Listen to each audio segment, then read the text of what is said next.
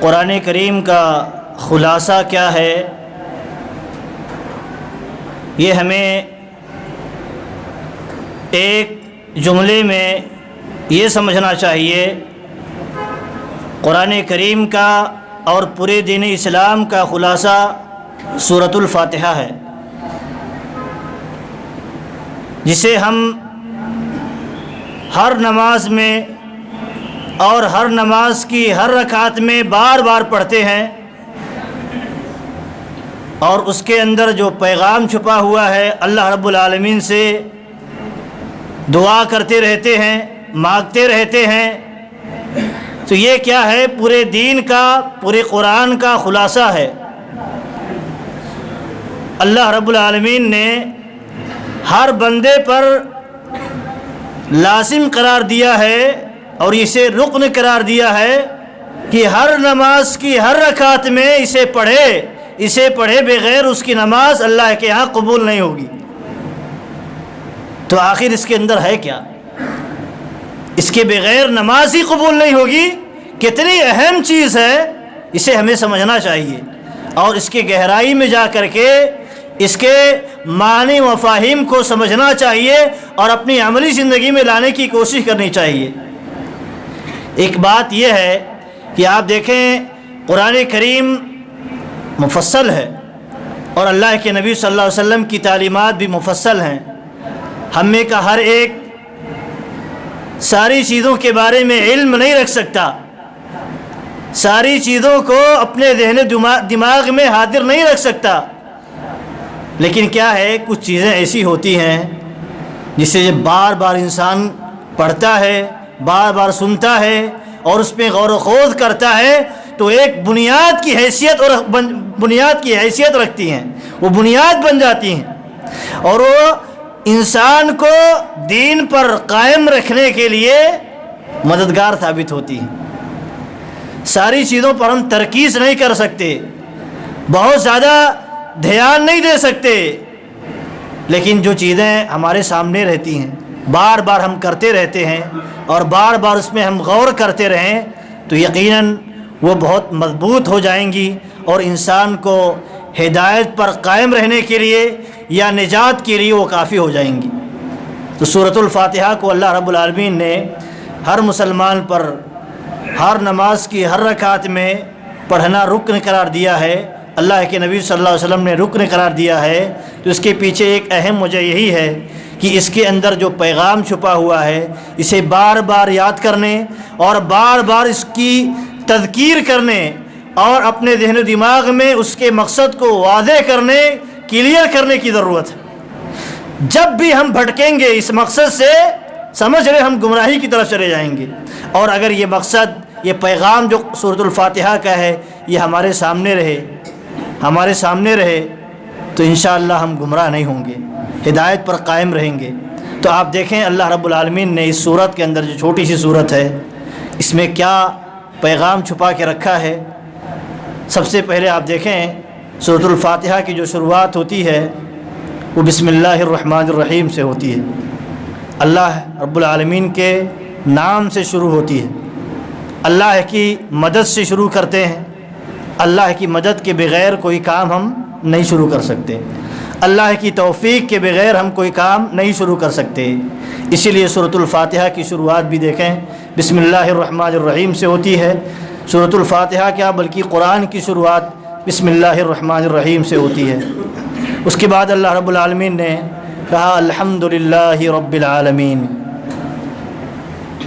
قرآن کریم میں اور خاص طور پر جن صورتوں کو ہم بار بار پڑھتے ہیں یا جن کو بار بار پڑھنے کا ہمیں حکم دیا گیا ہے، گہرائی سے مطالعہ کرنا چاہیے اور سمجھنے کی کوشش کرنی چاہیے اللہ تعالیٰ کیا کہنا چاہتا ہے۔ افسوس ہمیں اس زندگی پر کرنا چاہیے کہ اگر اللہ رب العالمین نے ہمیں عمر دی، زندگی بخشی اور ہم ایک زندگی کا عرصہ گزار چکے، اس کے باوجود بھی اگر ہم اس صورت کے معنی و مفاہیم کو نہ سمجھ سکے، جس کو ہم بار بار پڑھتے ہیں، اللہ سے مانگتے ہیں، لیکن کیا مانگتے ہیں اگر ہم نہ سمجھیں تو یہ یقیناً بہت افسوس کی بات ہوگی، اور یہ ایک طرح سے بے توجہی کی بات ہوگی کہ ہم دین کے تئیں، اسلام کے تئیں، یا ہم اس مسئلے کے تئیں جس کو ہم اپنی زندگی میں سب سے زیادہ کرتے ہیں، سب سے زیادہ پڑھتے ہیں، سب سے زیادہ دعا کرتے ہیں، اس کا معنی مفہوم نہ سمجھ سکیں، عمر گزر جائے ہم سورۃ الفاتحہ کا معنی نہ سمجھ سکیں، یقیناً یہ بہت افسوس کی بات ہوگی۔ اسی لیے ہمیں سمجھنا چاہیے یہ سورۃ الفاتحہ کا پیغام کیا ہے۔ آپ دیکھیں اللہ رب العالمین نے شروعات کی الحمدللہ رب العالمین، تمام تعریف اللہ رب العالمین کے لیے ہے، تمام تعریف اللہ رب العالمین کے لیے ہے، کسی اور کے لیے تمام طرح کی تعریفیں نہیں ہیں۔ کیوں؟ ہر انسان یا دنیا کی جتنی بھی مخلوق ہے اس کے اندر کوئی نہ کوئی نقص، کمی، کوتاہی ہے، سوائے اللہ رب العالمین کی ذات کے دنیا کی ساری چیزوں میں نقص ہے، کمی ہے، کوتاہی ہے۔ جب کمی ہے، اس کے اندر خلل پایا جاتا ہے، تو ہر طرح کی تعریف کا مستحق کیسے ہو سکتا ہے؟ ہر طرح کی تعریف کا مستحق وہی ہو سکتا ہے جو تمام عیوب سے پاک ہو، تمام طرح کے نقائص سے پاک ہو، کامل ذات ہو۔ تو وہ ذات کیا ہے؟ اللہ رب العالمین کی ذات ہے۔ اسی لیے اللہ رب العالمین کے حق میں ہم کہتے ہیں، یہ اقرار کرتے ہیں، یہ اعتراف کرتے ہیں، ہم نماز میں یہ دعا کرتے ہیں، یہ اعتراف کے ساتھ پڑھتے ہیں الحمدللہ رب العالمین، شکر ادا کرتے ہوئے تمام تعریف اللہ رب العالمین کے لیے ہے۔ رب العالمین، رب کسے کہا جاتا ہے؟ رب اسے کہا جاتا ہے جو پالنے والا ہو، پالنہار ہو، مالک ہو، خالق ہو، رازق ہو، مدبر ہو، ہر چیز کا انتظام کرنے والا ہو، اسی کو رب کہا جاتا ہے۔ ہمیں سانس لینے کے لیے آکسیجن کی ضرورت ہے، یہ اگر آکسیجن نہ ہو، ہم سانس نہ لے سکیں، مر جائیں گے۔ اتنا کمزور ہے ایک انسان، اللہ کا ہمیشہ ہر وقت محتاج ہے، ایک ایک سیکنڈ محتاج ہے۔ یہ محتاجی کون دور کرتا ہے؟ یہ ساری نعمتیں نوازتا کون ہے؟ چاہے اللہ کی وہ عبادت کرے یا نہ کرے، پھر بھی اللہ رب العالمین سارے لوگوں کو نعمتیں نوازتا رہتا ہے۔ تو یہ ہوا رب العالمین، رب العالمین کا یہ معنی ہوا ہر چیز کا انتظام کرنے والا، ساری نعمتوں کو نوازنے والا، وہی ہے جو ہمارا خالق و مالک ہے۔ تو رب العالمین جو ہے اور اس کے کیا انعامات ہیں ہم پر، بندوں پر، سب پر، اسے جاننا، اس کا اعتراف کرنا، اور اس اعتراف میں اللہ رب العالمین کا شکر ادا کرنا، الحمدللہ رب العالمین کہتے ہوئے زبان سے شکر ادا کرنا ایک بندے کی ذمہ داری ہے۔ اور آپ دیکھیں یہاں جب ایک چیز معلوم ہوتی ہے کہ ساری نعمتیں وہی نوازتا ہے، ساری نعمتیں وہی نوازتا ہے، تو خود بخود اس سے ایک طرح سے محبت کا لگاؤ ہو جاتا ہے۔ والدین ہمارے لیے، بچوں کے لیے رہنے سہنے کا، کھانے پینے کا، ان کی سہولیات کا انتظام کرتے ہیں، بچے ماں باپ سے محبت کرنے لگتے ہیں۔ ایسے ہی بڑے جب چھوٹوں کے لیے شفقت کا برتاؤ کرتے ہیں یا اپنی ذمہ داری سمجھ کر کے ان کے حقوق ادا کرتے ہیں، تو چھوٹوں کی طرف سے بڑوں کے تئیں محبت پیدا ہو جاتی ہے۔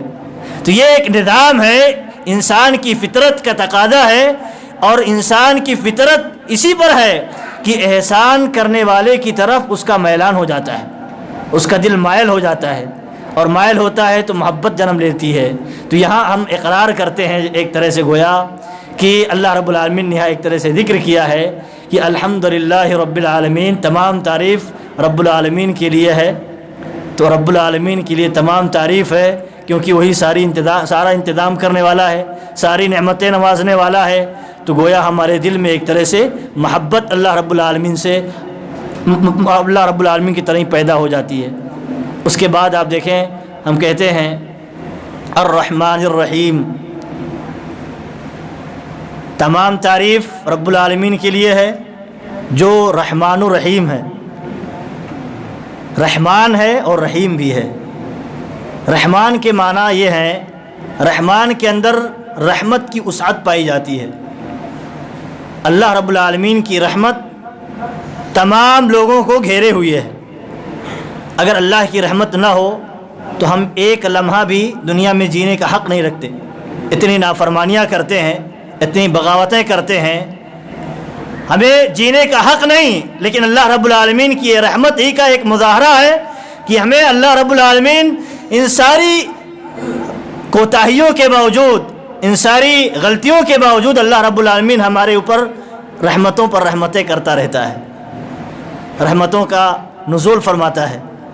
اور یہ رحمتیں مومنوں کے ساتھ بھی ہیں، غیر مسلموں کے ساتھ بھی ہیں، سب کے ساتھ ہیں، چرند پرند پر بھی ہیں، دنیا کی ساری مخلوقات پر ہیں۔ اگر یہ اللہ رب العالمین کی رحمت دنیا میں نازل نہ ہوئی ہوتی تو دنیا کا وجود بھی نہیں بچتا۔ تو یہاں اللہ رب العالمین نے کہا الرحمن الرحیم، ہم کہتے ہیں کہ تمام تعریف اس اللہ کے لیے جو رب العالمین ہے اور رحمان ہے، رحمان ہے جس کی رحمت سب پر عام ہے، اور الرحیم کہتے ہیں جس کی رحمت اس کے خاص بندوں کے لیے خاص ہے، خاص بندوں کے لیے۔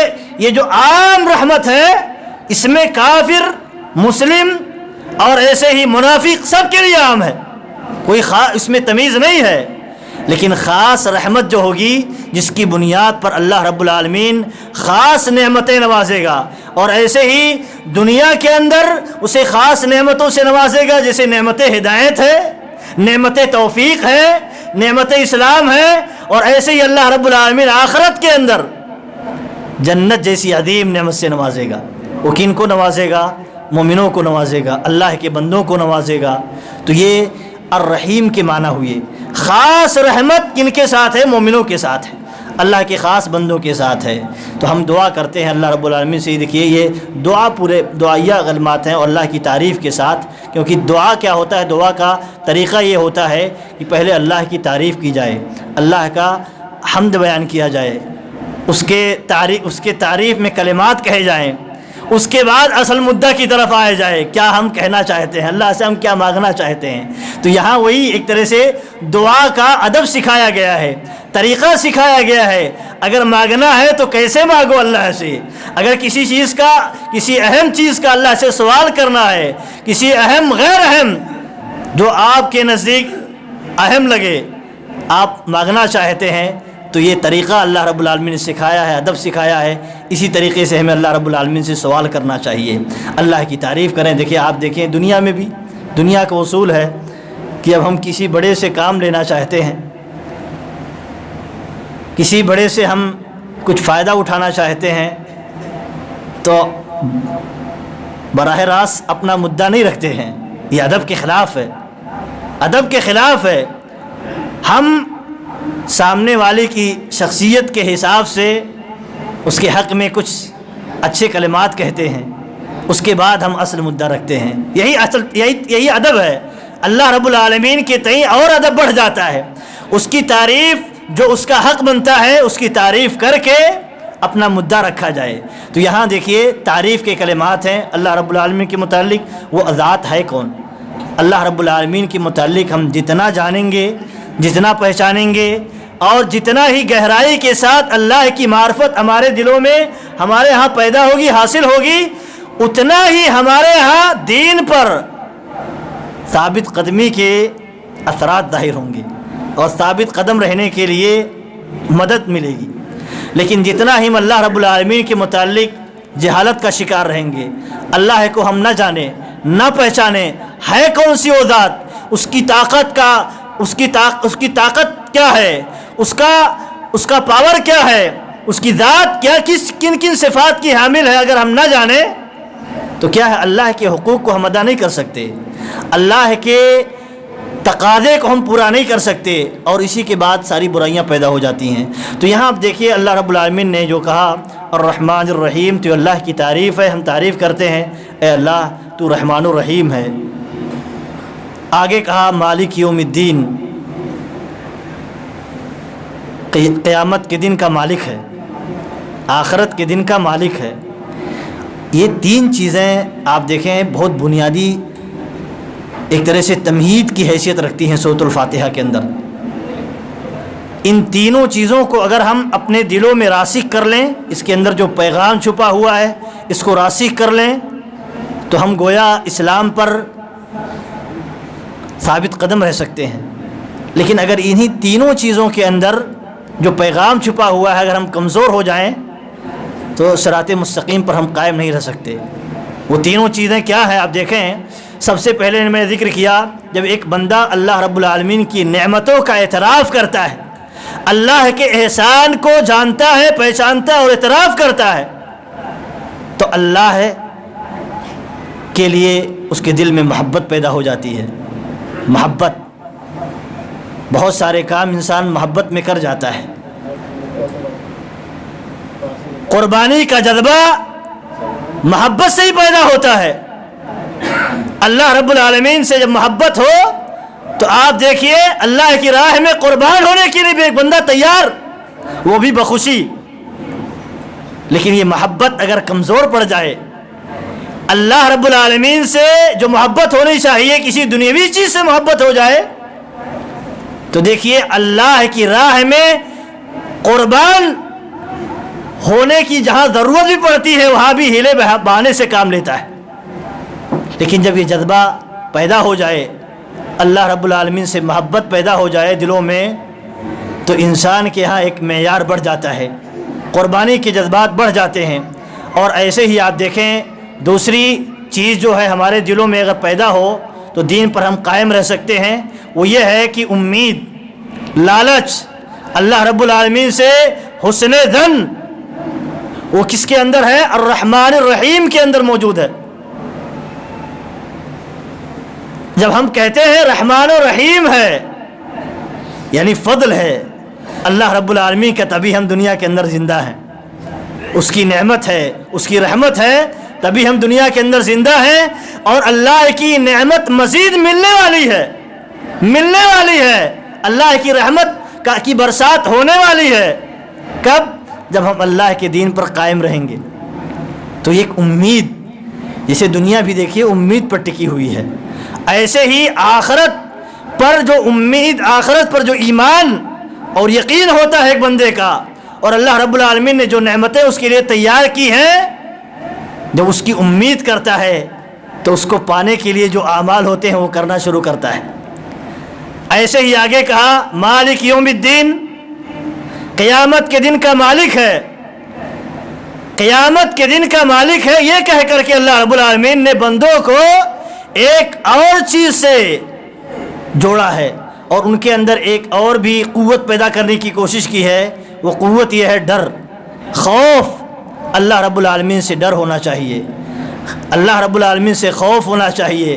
کیوں؟ اگر ہم یہاں اللہ رب العالمین کے بتائے ہوئے طریقے پر نہیں چلے, اللہ رب العالمین ہماری گرفت کرے گا, آخرت میں ہمارا حساب لے گا, اور اللہ رب العالمین ہماری گرفت کر کے جہنم میں بھی داخل کر دے گا. تو یہ ڈر, یہی تینوں چیزیں ہیں جس کی بنیاد پر پورا نظام عالم ٹکا ہوا ہے. اور دین پر بھی اگر قائم رہنا ہے تو ان تینوں چیزوں کو بہت اپنے دلوں میں بہت گہرائی کے ساتھ مضبوط کرنے کی ضرورت ہے, اور اس پر پابندی برتنے کی ضرورت ہے, تربیت نفس کی ضرورت ہے. یہ اگر پیدا ہو جائے دل میں تو آپ سمجھے دین پر قائم رہ سکتے ہیں. اس کے اندر خلل اگر پیدا ہو جائے تو آپ کسی بھی مرحلے میں جا کر کے دین سے پھر جائیں گے. دنیا کا بھی اہل علم کہتے ہیں دنیا کا بھی نظام جو ہے ٹکا ہوا ہے انہی تینوں چیزوں پر. ایک ہے محبت, اور ایک ہے امید, لالچ, اور تیسرا ہے ڈر. اور جب عبادتوں میں, دین کے مسئلوں میں یہ تینوں چیزیں پیدا ہو جائے کسی کے ہاں, تو آپ اس کا اندازہ نہیں لگا سکتے کہ کون سا جذبہ اس کے ہاں پیدا ہو جائے گا۔ عمل کا جذبہ آپ دیکھیں، یہی تو جذبہ تھا صحابہ کرام کے ہاں، اللہ سے محبت، اللہ سے امید، اللہ سے خوف جب صحابہ کے دلوں میں پیدا ہوا تو آپ دیکھیے مظاہرہ کیسا ہوا۔ اپنے نفس کو بھی قربان کرنے کے لیے تیار، کہاں موقع ملے اپنے مال کو اللہ کے راستے میں قربان کرنے کے لیے تیار، کہاں موقع ملے۔ ایسے ہی اللہ کے حقوق، بندوں کے حقوق ادا کرنے کے لیے ہر وقت ہمیشہ اپنے آپ کو ایک طرح سے تیار رکھتے تھے، کیونکہ ان کے ہاں یہ تینوں جذبہ بہت زیادہ بیدار تھا اور احساس بہت زیادہ گہرائی کے ساتھ موجود تھا۔ یہی آج کمزوری پائی جاتی ہے، اسی لیے آج عملی زندگی میں بھی کمزوریاں ہیں۔ اہل علم کہتے ہیں کہ آپ دیکھیے ایک طبقہ ہے جو یہ فکر ہمارے یہاں بھی پائی جاتی ہے کسی نہ کسی شکل میں، کہ بہت سارے لوگ ایسا کہتے پھرتے ہیں دنیا کے اصولوں پر، دنیا کے رواج پر قیاس کرتے ہوئے کہتے ہیں کہ ہم اللہ کی عبادت صرف اللہ سے محبت کی خاطر کرتے ہیں، صرف اللہ سے محبت کی خاطر کرتے ہیں، ہم اللہ سے کوئی امید نہیں رکھتے اور اللہ سے ڈرتے بھی نہیں۔ ایک طبقہ ایسا پایا جاتا ہے اور یہ پرانا ایک فرقہ موجود ہے، پہلے سے موجود ہے، اور یہ سوچ ہمارے ہاں بھی پائی جاتی ہے، کیونکہ دنیا پر ہم قیاس کرتے ہیں، کہتے ہیں محبت وہ کیا ہے جس میں لالچ ہو، جس میں ڈر ہو، وہ محبت کیا ہے؟ لیکن اللہ رب العالمین کے تئیں اور دین پر قائم رہنا ہے یا دنیا کے بھی اگر کسی نظام کو برقرار رکھنا ہے تو ان تینوں نظام پر چلنا ہوگا، اس کو لاگو کرنا پڑے گا، تبھی جا کر کے ایک بندہ اس نظام پر کما حقہ چل سکتا ہے، ورنہ نہیں چلے گا۔ تو ایک طبقہ پایا جاتا ہے، ہمارے درمیان بھی یہ سوچ پائی جاتی ہے اصلاح کی ضرورت ہے۔ کیوں؟ اللہ رب العالمین کو کیا پڑی اللہ رب العالمین کو کیا حاجت ہے کہ آپ کو اگر جنت کی لالچ نہیں ہے تو جنت دے؟ کیا اللہ رب العالمین کو ضرورت ہے کہ آپ کو جہنم سے بچا لے؟ آپ کو اگر نہیں خواہش ہے، آپ کو اگر نہیں چاہت ہے، ایک بندے کو یہ چاہیے اللہ رب العالمین سے مانگے، جنت کا سوال کرے اور جہنم سے پناہ مانگے، اللہ رب العالمین سے محبت بھی کرے، اللہ رب العالمین سے لالچ بھی رکھے اور اللہ رب العالمین سے ڈرے بھی۔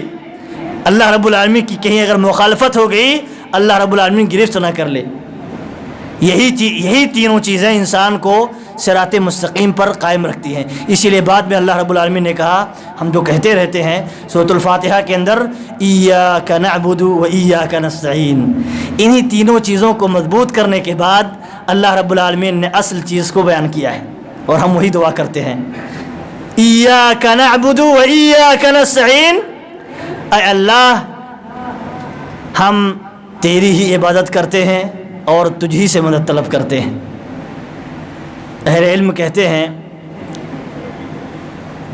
کہ جتنی بھی آسمانی کتابیں نازل ہوئیں ان کا نچوڑ پورا قرآن ہے، پورے قرآن میں گزشتہ ساری کتابوں کی باتیں موجود ہیں، اور قرآن کریم کی ساری باتوں کا نچوڑ سورۃ الفاتحہ میں موجود ہے، اور سورۃ الفاتحہ کا نچوڑ جو ہے، اصل جو ہے وہ ایاک نعبد و ایاک نستعین میں موجود ہے۔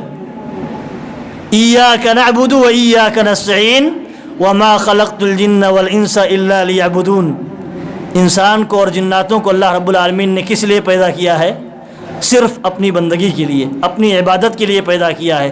تو ہم وہی دعا کرتے ہیں تینوں چیزوں کو مضبوط کرنے کے بعد، کیونکہ جب تینوں چیزیں پیدا ہو جاتی ہیں، محبت، لالچ، ڈر، تو خود بخود انسان اپنے رب کے سامنے جھک جائے گا۔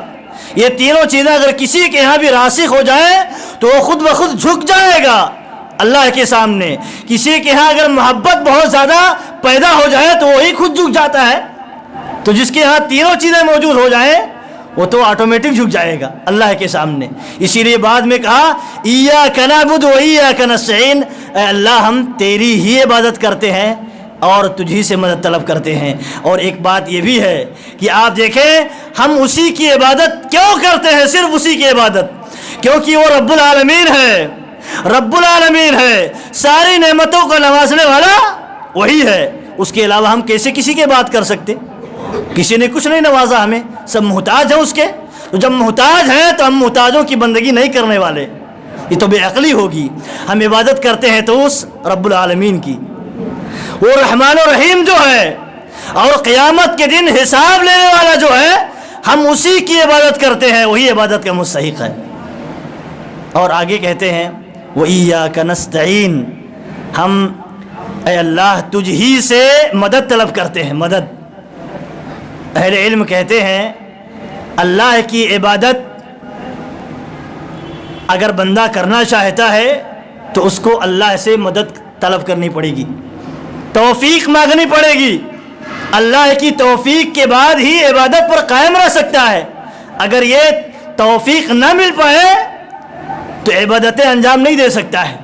اور دوسری بات یہ ہے کہ جب ایک بندہ عبادت کرے گا اور عبادت کرنے کے بعد اللہ رب العالمین سے دعا کرے گا، مدد کا طلبگار ہوگا، مدد طلب کرے گا، تب اللہ رب العالمین کی مدد نازل ہوگی. عبادت سے پہلے اگر دعا کرے، عبادت سے پہلے اگر دعا کرے، اللہ سے مدد طلب کرے، اللہ کی مدد نہیں نازل ہونے والی. آج دیکھیے دنیا کتنی مشکلات میں گھری ہوئی ہے، طرح طرح کی مشکلات میں، ملکی ہیں اور ایسے ہی عالمی طور پر، اور بیماریوں کے مسائل، اور ایسے ہی بہت سارے مسائل ہیں. اللہ سے مدد طلب کرتا ہے تو کیسے؟ بغیر اللہ کی عبادت کی ہوئی اللہ سے مدد طلب کرتا ہے. تو اللہ سے مدد طلب کرنے کا ادب کیا ہے وہ سیکھنا چاہیے، طریقہ کیا ہے وہ سیکھنا چاہیے، مدد کیسے نازل ہوگی وہ جاننا چاہیے. اللہ تعالیٰ کی مدد نازل ہوگی، پہلے ہم کہتے ہیں ایاک نعبد، اے اللہ ہم تیری ہی عبادت کرتے ہیں. تو اب جب ہم تیری ہی عبادت کرتے ہیں اللہ تعالیٰ، تو ہماری مدد فرما، ہماری مدد فرما. تو عبادت کے بعد مدد نازل ہوگی، عبادت سے پہلے مدد کا تصور نہیں کرنا چاہیے. اور آگے اللہ رب العالمین دیکھیے یہ کیا ہے، خلاصہ ہے پورے قرآن کا. ایاک نعبد و ایاک نستعین، یعنی ہم تیری ہی عبادت کرتے ہیں اللہ اور تجھی سے مدد طلب کرتے ہیں. اور اسی میں جو گمراہ ہوتا ہے انسان، اسی باب میں، عبادت کے باب میں، اللہ سے مدد طلب کرنے کے باب میں جب گمراہ ہوتا ہے تو شرک میں پڑتا ہے، خرافات میں پڑتا ہے، اور اسی طرح کفر میں مبتلا ہو جاتا، بہت ساری گمراہیوں میں مبتلا ہو جاتا ہے.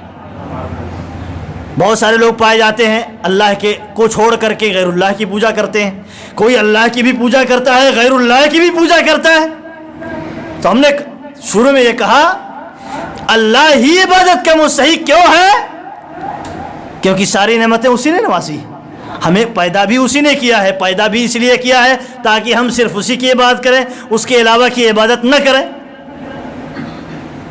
تو یہاں اس باب میں عبادت اور استعانت، اللہ کی بندگی اور اللہ سے مدد طلب کرنے کے باب میں جب انسان بھٹکتا ہے تو ساری گمراہیوں کا وہ شکار ہو جاتا ہے، اور ایسی ایسی گمراہیوں کا شکار ہوتا ہے کہ وہ اسلام سے خارج ہو جاتا ہے، خارج ہو جاتا ہے. اگر اللہ کی عبادت چھوڑ کر کے غیر اللہ کی عبادت کرے، مشرک. اللہ سے مدد طلب کرنے کے بجائے غیر اللہ سے مدد طلب کرے، مشرک ہے. تو اس میں بہت پختہ ہونا چاہیے. ایسے ہی آگے دیکھیے اللہ رب العالمین نے کہا ایاک نعبد و ایاک نستعین اہدنا الصراط المستقیم. یہی اصل ہے، اس کے بعد یہ سپورٹ کی چیزیں ہیں. اہدنا الصراط المستقیم، اے اللہ ہم عبادت تیری کرتے ہیں اور تجھی سے مدد طلب کرتے ہیں، کسی سے نہیں. تو اے اللہ تو ہمیں توفیق دے کہ اس صراط مستقیم پر ہم قائم رہیں. دعا کرتے ہیں اللہ رب العالمین سے، اے اللہ اس صراط مستقیم پر قائم رہنے کی اللہ رب العالمین ہمیں توفیق دے. اور آگے کہتے ہیں صراط الذین انعمت علیہم. ایک بات یہ بھی ہے، صراط مستقیم پر قائم رہنے کے لیے طریقہ کیا ہے؟ طریقہ کیا ہے؟ اگزامپل ہونا چاہیے سامنے کہ کس طریقے پر ہمیں چلنا ہے تو ہم صراط مستقیم پر رہیں گے ورنہ بھٹک جائیں گے. وہ منہج جاننا چاہیے، طریقہ جاننا چاہیے، مثالیں جاننی چاہیے۔ وہ کیا ہے؟ صراط الذین انعمت علیہم، اے اللہ تو ہمیں اس صراط مستقیم پر چلا جس پر چلنے پر تو نے جو لوگ چلے تو ان پر تیرا انعام نازل ہوا، تیرا انعام و اکرام نازل ہوا۔ اور کن پر نازل ہوا ہے؟ یہ نیک لوگوں پر، شہداء پر، صالحین پر، انبیاء اکرام پر اللہ رب العالمین کی نعمتیں نازل ہوئی ہیں۔ تو ان کے راستے پر چلنے کی تاکید کی جا رہی ہے اور کہا جا رہا ہے یہی صراط مستقیم ہے، یہی صراط مستقیم ہے۔ اور آپ دیکھیں ایک بات یہاں اہل علم یہ بھی ذکر کرتے ہیں، جیسے سلف کے منہج پر چلنے کے لیے ہمیں سلف کا طریقہ جاننا ضروری ہے، صراط مستقیم پر قائم رہنے کے لیے سلف کا، انبیاء کا، صالحین کا، شہداء کا طریقہ جاننا ضروری ہے اور ان کے منہج پر رہنا ضروری ہے۔ ایسے ہی آج اس طرز پر جو موجود ہیں، علماء موجود ہیں، جماعت اپنی موجود ہے، اہل حق لوگ موجود ہیں، ان کا ساتھ ان کا ساتھ لینا، ان کے ساتھ ہو کر کے چلنا بھی ضروری ہے، کیونکہ اکیلا انسان بھٹک جائے گا، اکیلے کو لوگ گمراہ کر لیں گے، گمراہی کا شکار، اسے گمراہی میں مبتلا کر دیں گے۔ سپورٹ کی ضرورت ہوتی ہے قائم رہنے کے لیے، کیونکہ فتنے لگے ہوئے ہیں، غفلتیں لگی ہوئی ہیں، تو بار بار یاد دلانے کے لیے یا ایک سامنے مثال ہوتی ہے، جب سامنے کوئی مضبوط مثال ہوتی ہے، ہماری جماعت کے لوگ ہیں، ہمارے علماء موجود ہیں، وہ اہل حق پر قائم ہیں، تو ہم کیوں نہیں قائم رہ سکتے؟ تو مثال ہوتی ہے تو انسان قائم رہتا ہے۔ تو یہاں ایک بات یہ ذکر کی گئی ہے صراط الذین انعمت علیہم، آگے ذکر کیا گیا ہے غیر المغضوب علیہم ولا الضالین۔ ایک تو دعا ہو گئی کہ ہمیں صراط مستقیم پر اللہ چلانا، جن لوگوں پر تیرا انعام و اکرام ہوا، ایسے راستے پر نہیں چلانا کہ جس راستے پر چلنے کی بنیاد پر غضب نازل کیا گیا، اللہ کا غضب نازل ہوا، اور ایسے راستے پر بھی نہیں چلانا جو گمراہ ہو گئے۔ اس میں اہل علم ذکر کرتے ہیں دو لوگوں کا تذکرہ ہے، یہودیوں کا جن پر اللہ کی غضب نازل ہوئی، اور نصارہ کا جو گمراہ ہو گئے۔ تو اللہ کی غضب یہودیوں پر نازل کیوں ہوئی اور نصارہ گمراہ کیوں ہوئے، یہ بھی جاننا ضروری ہے، کیونکہ ہم دعا کرتے رہتے ایسے راستے پر اللہ نہیں چلانا۔ یہاں اللہ تعالیٰ نے نام نہیں لیا ہے، ان کی صفت بیان کی ہے، ان کی صفت بیان کی ہے، وہ یہ ان پر غضب نازل کیا گیا اور یہ گمراہ ہو گئے۔ تو کون؟ تو یہودی اور نصارہ، یہود و نصارہ۔ تو یہود و نصارہ کا طریقہ کیا تھا کہ جس کی بنیاد پر ہم دعا کرتے ہیں اللہ تعالیٰ ان کے طریقے پر نہیں چلانا۔ یہود دیکھیے اللہ رب العالمین کا ان پر غضب نازل ہوا، بندر بنا دیے گئے اور بھی دیگر عذاب نازل ہوا۔ کیوں نازل ہوا؟ علم آ جانے کے باوجود یہ سرکشی کی راہ اختیار کیے۔ علم آ جانے کے باوجود ایک بندے کو، اللہ کے بندی کو اللہ کے سامنے جھک جانا چاہیے، یہی تقاضا ہے۔ اگر یہ نہیں، سرکشی آ جائے تو کیا ہے؟ اللہ رب العالمین کا ایسوں پر غضب نازل ہوتا ہے۔ جیسے شیطان نے دیکھیے کیا کیا، شیطان ابلیس، اللہ نے حکم دیا فرشتوں کو سجدہ کرو آدم کا، سبھی نے سجدہ کر لیا، ابلیس سجدے سے انکار کر دیا، سجدہ نہیں کیا، انکار کر دیا، جاننے کے باوجود بھی اللہ کا حکم ہے، صریح حکم ہے، اللہ کے حکم کی مخالفت نہیں کی جا سکتی، اس کے باوجود بھی کہتا ہے میں بہتر ہوں آدم سے، آدم مٹی سے پیدا ہوئے ہیں، میں آگ سے پیدا ہوا، کیسے سجدہ کر لوں؟ اعتراض کر دیا۔ تو اس کی بنیاد پر دیکھیے اللہ کا اس پر بھی غضب نازل ہو گیا، بھگا دیا گیا۔ تو ایسے ہی یہودیوں پر اللہ کا غضب نازل ہوا، اس لیے علم کے باوجود بھی وہ سرکشی کی راہ اختیار کیے۔ ایسے ہی آپ دیکھیں نصارہ جو گمراہ ہوئے وہ کیوں ہوئے؟ نصارہ بغیر علم کے عبادت کرتے تھے، بغیر علم کے عبادت کا شوق رکھتے تھے، جذبہ رکھتے تھے۔ تو بغیر علم کے اگر ہم عبادت کریں گے تو ہم گمراہی میں مبتلا ہو جائیں گے، اسی لیے ضرورت ہے علم کی روشنی میں عبادت کی جائے، علماء سے سیکھ کر کے عبادت کی جائے۔ اللہ کے نبی صلی اللہ علیہ وسلم کو اللہ تعالیٰ نے یا انبیاء کو اللہ تعالیٰ نے دنیا میں اس لیے بھیجا تھا تاکہ امت کیا ہے ان سے اللہ کی عبادت کا، اللہ کی بندگی کا، اطاعت و فرما برداری کا طریقہ سیکھ لے۔ اگر یہ مقصد نہ ہوتا تو اللہ تعالیٰ ایک آواز آسمان سے لگاتا، سب تم اللہ کی عبادت کرو، اب جیسی مرضی جس کی عبادت کرتا۔ انبیاء کو بھیجنے کی ضرورت نہیں ہوتی، انبیاء کو اللہ تعالیٰ نے اسی لیے بھیجا تاکہ یہ بتا دیا جائے اللہ کی عبادت کیسے کرنی ہے، منمانی نہیں، اپنے نفس کے مطابق جو اچھا لگتا ہے، ایسا نہیں کہ ہم عبادت کرنے لگیں، گمراہی میں مبتلا ہو جائیں گے۔ یہی نصارہ کا طریقہ تھا، انہیں جو کام اچھا لگتا تھا، ان کے دل میں اچھا لگتا تھا، سماج کے لوگ اچھا سمجھتے تھے، اسے عبادت سمجھ کر کے انجام دینا شروع کر دیتے تھے، تو اس لیے وہ گمراہ ہو گئے۔ اور یہود جو ہے علم آ جانے کے باوجود بھی سرکشی کی راہ اختیار کی تو اللہ کا ان پر غضب نازل ہوا۔ تو ان دونوں راستوں سے ہم کیا کرتے ہیں؟ اللہ سے ہم پناہ مانگتے ہیں، اللہ تعالیٰ ان راستے پر نہیں چلانا، یہ گمراہوں کا راستہ ہے، یہ شرکشوں کا راستہ ہے، اللہ تعالیٰ اس راستے پر نہیں چلانا۔ آپ دیکھیں ایک بات یہ بھی ہے کہ آپ دیکھیں ہمیں ہمارے پاس جتنا علم آ جائے کسی بھی مسئلے میں، کسی بھی چیز کے متعلق، تو وہاں ہمیں حجت نہیں کرنی چاہیے، آمنا و صدقنا کہنا چاہیے، اپنے آپ کو جھکا دینا چاہیے دلیلوں کے سامنے، اللہ کے فرامین کے سامنے اپنے آپ کو جھکا دینا چاہیے۔ یہی ایمان کا تقاضا ہے، یہی ایک مومن بندے سے اللہ رب العالمین طلب کرتا ہے۔ اگر ایسا نہیں کریں گے تو گویا ہمارے اندر یہودیت پائی جاتی ہے، یہودیت ہمارے اندر پائی جاتی ہے، وہ جراثیم موجود ہیں، ہمیں اسے نکالنے کی ضرورت ہے۔ صراط مستقیم پر قائم رہنا چاہتے ہیں تو اسے نکالنے کی ضرورت ہے۔